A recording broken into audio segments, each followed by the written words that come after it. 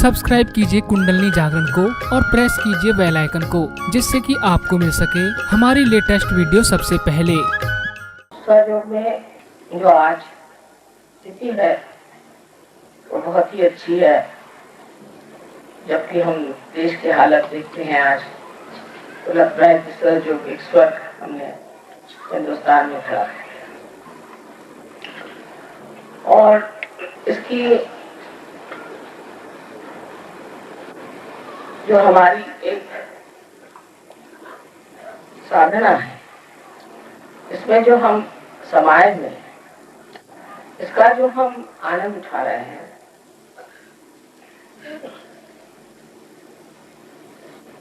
वो एक स्थिति पर पहुंच गया है और इसका आधार बहुत बड़ा है। इसका आधार है कि आपने अपनी शुद्धता को प्राप्त किया, अपने शांति को प्राप्त किया और अपने आनंद को प्राप्त किया। यह आपकी विशेष स्थिति है जो और में नहीं पाई है। और इसको सब लोग देख रहे हैं, समझ रहे हैं कि ये कोई विशेष लोग है और उन्होंने कोई तो भी विशेष जीवन प्राप्त किया। मैं जहां भी जाती हूँ और जगह लोग मुझसे बताते हैं कि हम एक सहयोगी में जानते हैं, वो बहुत नेक आदमी है, बहुत बढ़िया आदमी है, उनका जीवन एकदम परिवर्तित हो गया और उन्होंने पूर्णतया समर्पित कर दिया और उनका सारा कारोबार बहुत अच्छे से चलता है। उनका कुटुंब भी बहुत सुखी है। सब तरह से वो एक आनंदमय वातावरण में रहते हैं। ऐसा दूसरे लोग भी करते हैं और फिर कहते हैं कि माँ हमें भी आप बताइए। मैं कहती हूँ आओ हमारे मंदिर में आओ, सहयोग में आओ, लोगों से मिलो, उनसे बातचीत करो।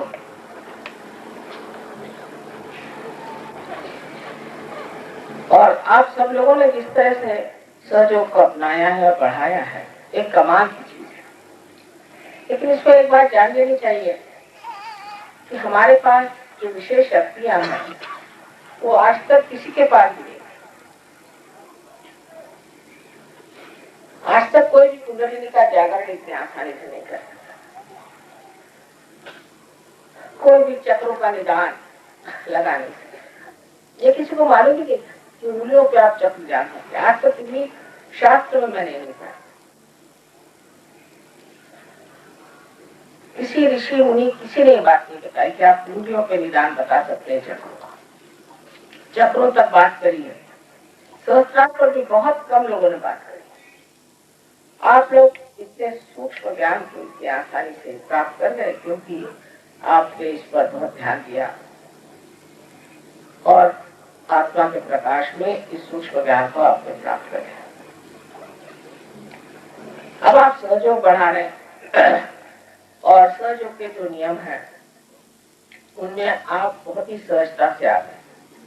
किसी को इसमें मैंने रुकावट करते हुए देखा नहीं, किसी ने इस पे मुझसे वाद विवाद नहीं किया और आसानी से सब बातों को मान गया। जैसे कि मैंने कहा कि हम बाह्य के धर्म, जाति आदि भेद को नहीं मानते, अभेद को मानते हैं।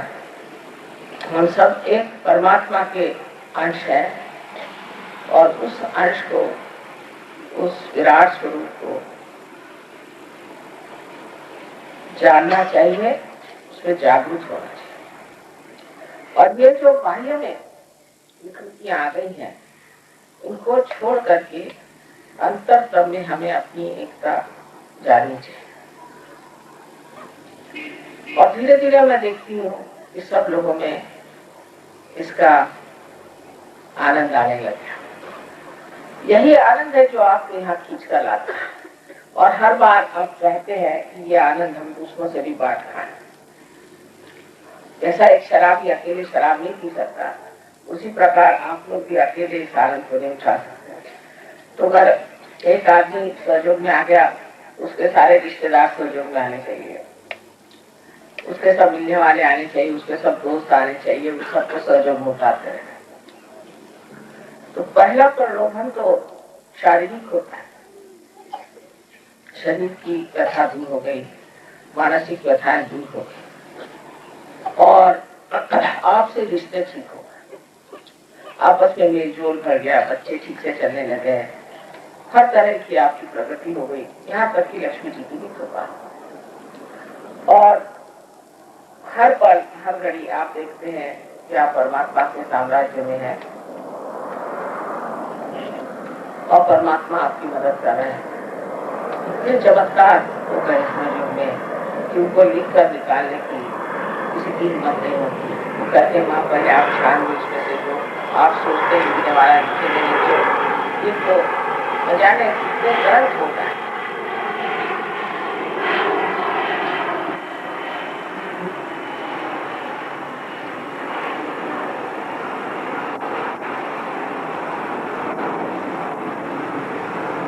सामाजिक स्तर पे हम लोगों ने बहुत उन्नति, इसमें कोई शक नहीं, और धर्म में भी हम लोग जम रहे हैं। एक ही हमारे अंदर आ गई है, प्यार आ गया है और हम सच्चाई को बहुत अच्छी चीज मानते हैं और उस पर चलते हैं। सिर्फ बोलते नहीं, लेकिन हमारे जीवन में ये सच्चाई आ गई। ये बहुत बड़ी बात। आपस में मैंने देखा है, खासकर सहयोग में कोई पैसा वैसा नहीं खाता। सहयोग के लिए कुछ रुपया दीजिए, पैसा दीजिए, तो कोई पैसा नहीं खाता। लोग बहुत से कहते हैं कि माँ ये भगवान से डरते हैं इसलिए पैसा नहीं खाते, किंतु मैं सोचती हूँ कि सहयोग में एक तरह का समर्थ बनना अपने आप घटित होता है। समर्थ सम माने आप अपने को उसके साथ अर्थ बनना। जो आप इंसान है वो 10 धर्म जो एक इंसान में बचे हुए हैं हम जागरूक हो जाते हैं और मनुष्य समर्थ हो जाता है। उसको अपने गुण जो है, अपने वर्चूज है, वो अच्छे लगने लग जाते हैं, उसी में उसको मजा आता है और दुर्गुण से वो भागता है। अगर कोई दुर्गुणी दिखता है तो या तो उससे भागता है या शांतता पूर्वक कोशिश करता है, किसी तरह से चुपचाप कभी कभी कोशिश करता है कि इस आदमी के दुर्गुण निकल जाए, और वो दुर्गुण निकालने की भी उसको तौर तरीके मालूम है, उसे वो इस्तेमाल करता है और बहुत बार यशस्वी हो जाता है, उसमें यश पा लेता है। इसी प्रकार आपने देखा है कि कला में भी बहुत कुछ सहयोग में कार्य किया। बहुत से कलाकारों में एक नया आयाम आ गया है, नई दिशा आ गई है। और यही नहीं, पर प्रदेश में भी मैंने देखा है कि कलाकार हर तरह से नई नई बातें सोचने लगे हैं। बहुत से पेंटर्स, आर्टिस्ट, म्यूजिशियंस, सब में एक नया उत्साह, एक नई धारणा, एक नया विचार प्रकटित होता है। ये सब हो गया। समाज के प्रश्न भी बहुत से कुछ हल हो गए हैं और आप लोगों के जो छोटे छोटे प्रश्न थे वो भी हल हो गए। जो छोटी तबीयत वाले लोग थे वो ठीक हो गए और जो बहुत गर्म मिजाज थे वो भी ठंडे हो गए। जो बहुत ही ठंडे थे वो भी उठ खड़े हो गए। अब ये सारी सेना तैयार है, एक विशेष ग्रुप की सेना है, किसी देश में नहीं। आप तो जानते हैं कि सहयोग ऐसा कहते हैं कि 56 देशों में चल रहा है, तो मैं कह सकती हूँ कि 30 देशों में बहुत ही कार्यालय है और बहुत कार्य हो रहा है और सहयोग बढ़ रहा है। सहयोग को बढ़ाना भी बहुत बड़ी चीज है। जो लोग सहयोग को बढ़ाते हैं वो बहुत बड़ा परमात्मा का कार्य कर रहे हैं। वो आप संगीत के द्वारा बढ़ाएं या कला के द्वारा बढ़ाएं या भाषणों के द्वारा बढ़ाएं, जिस तरह से भी बन सकता है, आप सहयोग बढ़ा रहे हैं। वैज्ञानिक तौर पे भी बहुत से विज्ञान के लोग जैसे अमेरिका में हैं, उन्होंने बहुत सी बातों पे लिखने का सोचा हुआ है और बहुत से डॉक्टरों ने, आप जानते हैं, बहुत कुछ यहाँ कार्य किया है, अपने ऊपर जिम्मेदारी लेकर के और लड़ झगड़ के इस चीज को स्थापित कर दिया कि सहयोग एक वास्तविक सत्य है। जब मैं इस संसार में आई थी और जब मैंने दुनिया की तरफ नजर की तो मैं सोचती थी कि इस अंधेरे में मेरी एक छोटी सी रोशनी क्या काम कर पाएगी, कोई देख भी नहीं पाए। और किसी से इसके बारे में कहने की तो बात छोड़िए, इसके बारे में विचार भी करने के लिए मैं सोचती थी कि क्या फायदा। ये तो लोग इतने अंधकार में हैं, इतने अज्ञान में हैं, और जिन्होंने ज्ञान भी इकट्ठा किया था वो सिर्फ बौद्धिक किताबें पढ़ पढ़ के बौद्धिक बातें सीखे थे। उनके आगे कोई बात कहने से कोई विश्वास किसी को नहीं, कोई सोच भी नहीं सकता था कि उस वक्त में एक परिवर्तन की भाषा कर सकती। लेकिन अब साथी हो गया और आप लोग जानते हैं कि ये सब कुछ हो गया। आज के शुभ घड़ी पर मैं सोच रही हूँ कि अपने देश के ये हालात देखते हुए और जिस तरह से सब चीज हो रही है, हम लोगों को राजकीय क्षेत्र में भी उतरना चाहिए। जब तक हमारे जैसे लोग राजकीय शास्त्र क्षेत्र में नहीं आएंगे, ये हमारे देश की हालत ठीक नहीं हो सकती। एकदम सड़ करके ये पता नहीं क्या हो, और इसकी आंच सहयोगियों पे भी आने वाली है। ये नहीं कि आप ऊपर जाए, हालांकि आपको इससे कोई तकलीफ नहीं होगी, ये हालात कि आप इसमें से निकल आए। लेकिन अगर आपको अपने देशवासियों का ख्याल है और अगर आपको अपने बच्चों का ख्याल है, तो बेहतर है कि हम लोग ही समाज में जो कार्य करते रहे हैं उसके एक राजकीय स्वरूप में, और राजकीय में उतर के हम सिद्ध करते कि जो लोग नेक हैं, जो धार्मिक हैं, जो सत्य पे चलने वाले लोग हैं, जिनमें लालच नहीं, ऐसे लोग एक नए तरह का राजकीय राष्ट्र बना। कोई भी देश में जाइए, चाहे वो डेमोक्रेसी हो, चाहे वो कम्युनिज्म हो या कुछ। डेमोक्रेसी में तो आप देखिए कोई ऐसा मैंने देश नहीं देखा जहाँ पर बेईमानी ना, कहीं कम कहीं ज्यादा। अनैतिकता खुलेआम बहुत जगह चल रही है। और अगर आप कम्युनिस्ट कंट्रीज में जाइए तो अब टूट गए हैं सारे, लेकिन तो भी वहां पर जो लोगों को जबरदस्ती काम कराया जाता है उससे उनकी स्वतंत्रता तक चली गई। इसलिए दोनों तरह से, एक तरफ तो सत्ता और दूसरी तरफ पैसा, इन दोनों का ही सब दूर आविर्भाव है। सभी दूर आप देखते हैं यही आविर्भाव हो रहा है और लोग इन्हीं दो चीजों के पीछे भाग रहे हैं और कोई भी देश के बारे में। अब हमें अपनी जो सतह है, इस सतह से हम सब चीज की तरफ देखते हैं, फिर वो अंतरराष्ट्रीय प्रश्न हो, चाहे राष्ट्रीय हो, और चाहे हमारे छोटे छोटे कस्बे गाँव का। हम लोगों की सतह से जब हम उसे देखते हैं तो विश्वत्व की दृष्टि से देखते हैं, उसकी विशालता से देखते हैं, दूसरे उसकी गहनता से देखते हैं कि उसमें कौन सी खराबियां हैं और ये खराबियां हम कैसे निकालें। ये खराबियां भी हम लोग बहुत आसानी से निकाल सकते हैं क्योंकि आपके पास बहुत बड़ी शक्तियां हैं। आप जानते हैं कि बंधन के सहारे आप बहुत कुछ काम कर सकते हैं और बहुत लोगों को अपने सहयोग में ला सकते हैं। बहुत से अभी मुझे लोग मिले थे कि जो एयरफोर्स में है, वो कह लगे कि माँ हमें भी दे दीजिए। हम जानते हैं कुछ एयरफोर्स के लोगों को और वो सहयोग में है और उन्होंने बड़ा कमाल करके देखा। फिर कुछ पुलिस वाले हैं, वो भी हमारे साथ लग गए हैं। महाराष्ट्र में तो पुलिस टाइम्स है, वो हमेशा जो भी सहयोग के बारे में छापे वो छापते हैं। इसी प्रकार कुछ अखबार वाले भी हमारे साथ मिल रहे हैं और बहुत से आप जानते हैं यहाँ पर सरकारी नौकर भी सहयोग में आ गए।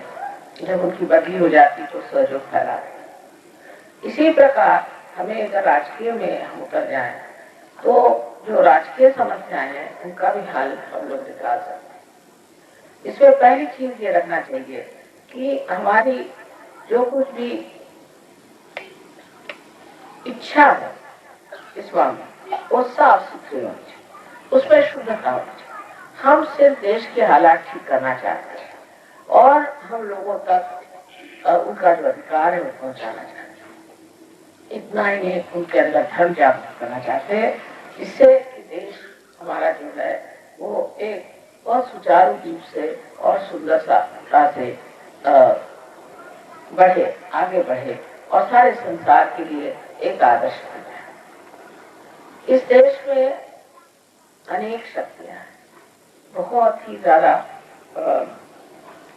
आध्यात्मिक विषय और आध्यात्म की शक्तियां आप जानते हैं, वही माने जमाने आप लोग तो जानते ही हैं कि अध्यात्म में कितनी शक्तियां हैं और इस देश की जो शक्तियां हैं उसको हम बहुत अच्छी तरीके से अपने इस्तेमाल में ला सकते हैं। इसमें एक बात और हमें याद रखनी है कि हमें भारतीय संस्कृति में उतरना चाहिए। विदेशीय संस्कृति में हम लोग जो जाने लग जाए तो विदेश की जो खराबियां हैं वो बहुत आसानी से हमारे अंदर आ जाए। भारतीय संस्कृति का जो शुद्ध स्वरूप है वो आत्म साक्षात्कार के लिए बहुत पोषक है। अगर हम भारतीय संस्कृति में नहीं आएंगे तो कभी भी इस देश का हाल ठीक नहीं होगा। ये तो ऐसा ही है, मैं हमेशा कहती हूँ, इधर आम का पेड़ जाकर के आप विदेश में लगाइए तो उसमें आम भी नहीं आएंगे और सेब भी नहीं आएंगे। इसलिए जो आदमी भारतीय है उसे भारतीय ही संस्कृति में आना चाहिए।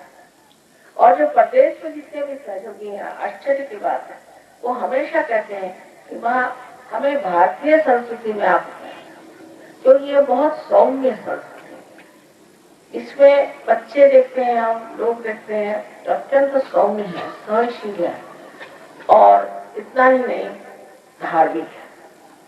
तो जो शुद्ध स्वरूप भारतीय संस्कृति का है उसको हमें बनाना है और उस पर विचार करना है और हमारे घर में भी वो संस्कृति आनी चाहिए। बहुत से लोग सोचते हैं कि भारतीय संस्कृति वो है जिसमें कि मुसलमान लोगों ने जो हमारे पर कुछ चीज आदि जैसे पर्दा करना वगैरह वगैरह, ये बिल्कुल, ये तो हमारे साउथ में जो महाराष्ट्र है वहाँ कोई औरतें पर्दा वर्दा कुछ नहीं करती, वो सब भारतीय संस्कृति से रहती है। गुजरात में भी जो कुछ पर्दा वर्दा नहीं करते।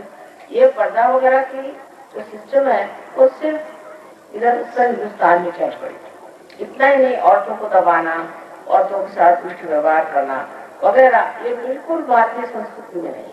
भारतीय संस्कृति में तो बहुत बहुत विद्वान औरतें हो गई, आप जानते हैं, उनको बताने की जरूरत नहीं। और उन्होंने बड़े बड़े विद्वानों के साथ वाद विवाद सब किया और बड़ी बड़ी पंडिताई उन्होंने हासिल करी और अपने देश में इस चीज के लिए कभी सोचा भी नहीं कि औरत नीची है या औरत को दबाना चाहिए या उसकी उसमें कोई कमी है। सबका अपना अपना स्थान माना है, पुरुष का पुरुष का। तो जब वो लोग अपनी संस्कृति ले रहे हैं, जब उन देशों के लोग अपनी संस्कृति ले रहे हैं, तो क्या हमारे लिए जरूरी नहीं कि हम भी अपनी संस्कृति की जाने और समझें और उस तरह से। बहुत सी बातों में हम सोचते हैं कि आसान है कि हम उनका अनुकरण करें, लेकिन अब वो लोग समझ जाए कि उन्होंने जो जो गलतियां करी हैं वो इसलिए की क्योंकि उनके पास कोई भी किसी भी तरह का अंकुश नहीं था, कोई अंकुश नहीं था। जैसे एक पतंग कट जाए इस तरह से वो लोग जो उनके मन में आता करते और अति पे चले जाते, एक्सट्रीम। जब वहां जाते हैं तब उनको पता होता है कि गलती हो गई और उससे ये बीमारी हो गई, वो बीमारी हो गई, सारी उनकी जो समाज है नष्ट भ्रष्ट हो गया। हमारा अंकुश जो है वो हमारे संस्कृति की नैतिकता है, जिसे हमें समझ लेना है। और वो जब तक हमारे अंदर पूरी तरह से उतरेगी नहीं, तब तक हम लोग असली सहयोग भी नहीं हो सकते।